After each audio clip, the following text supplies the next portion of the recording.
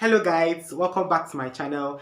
If you're new here, my name is Khan and I am a medical student currently in 200 level. I make lifestyle content. So if you're interested in any of those kind of content, please click that subscribe button down below. Also upload a Q&A, but it will just be so unfair of me when I know that some members of this my family are going to be taking JAMB examination. And in today's video, I'm going to be addressing common mistakes a lot of JAMB students, a lot of people that are applying for JAMB make. Some of these mistakes I made them. I'm also going to tell you the ones that I made. I'm going to tell you the different hacks and tricks I use and stuff like that, things that are going to make your JAMB examination much easier. So guys, on my tab here, I have them written down because I didn't come here to play. This is a very serious business and we are here to tackle that. So in case you don't know what JAMB examination is, JAMB is the Joint Admission Matriculation Board. Is the board that organizes this UTME, which is Unified Tertiary Matriculation Examination or something like that. So it's an exam you have to take. It's an entrance exam you take. It is an exam you take in order as to get into uni. Number one, mindset. Control your mindset. A lot of people don't know that they are what they think.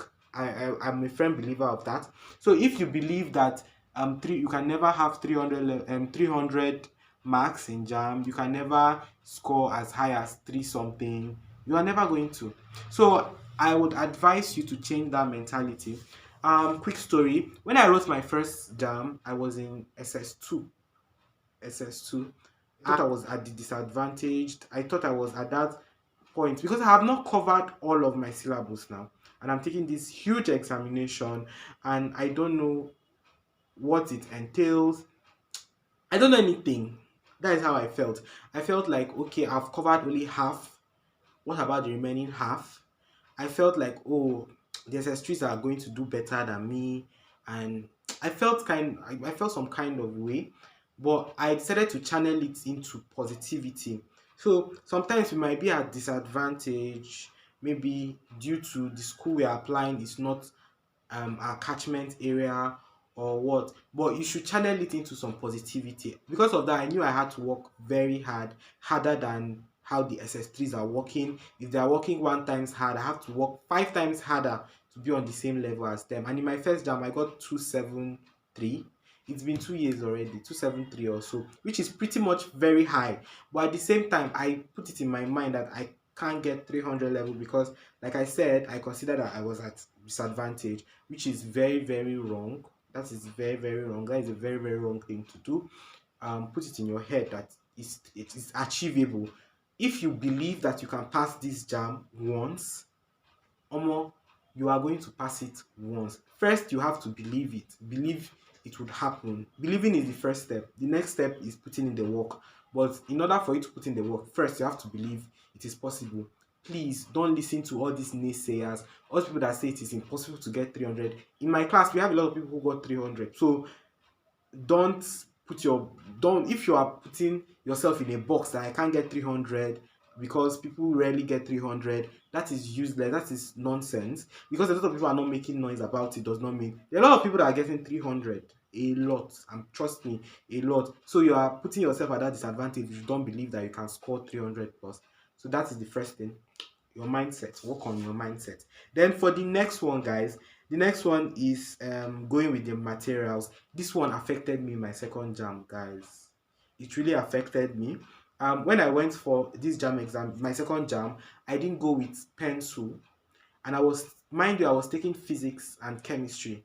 I'm a science student, and like I said, I'm a medical student, and we are expected to take English, physics, chemistry, biology. So you should imagine me writing an exam, a calculative subject such as, okay, I didn't write maths, it was physics, just calculative subject like physics and chemistry without any form of pencil, without any form of writing material. Guys, it was hard. It was difficult. I mean, guys, when I came back home, I came back with pounding headache. Like in the middle of that exam, I almost started crying because I was like, are you sure? Are you sure I'll not just leave it and just come back next year? Then I had to like off my mind from that nonsense. I can do it. If you believe you can do it, you certainly would. And as you can see, even if I didn't score very, very high in the second jam, I'm in uni. I scored enough to get into uni. So it's all in the mindset, guys. So I didn't go with the right material. Please go with your pencil. It's better you go there and they tell you that they will give you their own, because in my first jam they gave me pencil, so I was like, okay, they always give pencil and they always give rough sheets. So there's no need of me going with any. That was the wrongest mistake I've ever made, and it almost cost me my admission. Please, guys, go with pencil, go with a paper. Let it be the let when you get there and they say they don't want it, that's fine, you can drop it outside. But if not, go with your, even if they say they don't want pencil, except jam have changed and they are started giving pencil, going with your pencil, going with your pencil, because sometimes they don't pay attention to the fact that not everybody is an art student. Some people are science and they're doing calculative subject. So please go with your pencil, go with your rough sheet. Let the invigilators be the one to say drop it, then you can drop it. So just go with the right materials, guys. The next one is um some JAMB students, they don't research properly about university. I remember when I wanted to get into uni, at some point I wanted to get into UI, to be honest, but I didn't consider a lot of factors. I didn't consider the fact that I wasn't from the western part of Nigeria. Sad as it may sound, people that are from that part are more privileged. How will I put it? They are more um they use the word catchment, that is their catchment area. That is what they are more prioritized over us that are not from there. And it also applies to schools here in the north. The people that are in the north are more of a priority than us who are from the south. So if you are going to be getting admission into those schools, you should first of all consider that aspect. Not that I'm saying it's impossible, but I'm just saying that your chances of getting in is now a bit harder. What you will have to do now is work 10 times harder, yes, to prove that you are worthy of the admission. And I've heard cases of people doing that and still not being given admission. So some people, they don't consider that aspect. They don't check catchment area. They don't check if they have advantage. What is how many people are from your state that are being admitted there, and some certain criteria like that. So, do you know anyone there? Um, Even anyone in administration, do you know anyone you can speak to, anyone that can help you, like things like that. So people don't really care, they just run and apply to any university. So after the first one, my second jam, I allowed my parents to pick my university for me. So far I did the course I wanted to. I just allowed them. After all, they're the ones paying for the school fees, and I'm telling you, I don't regret it at all. I don't.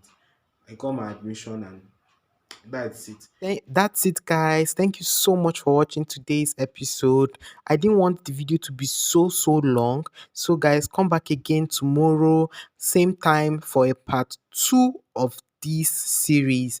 Don't forget to hit the subscribe button and the like button, guys. Thank you.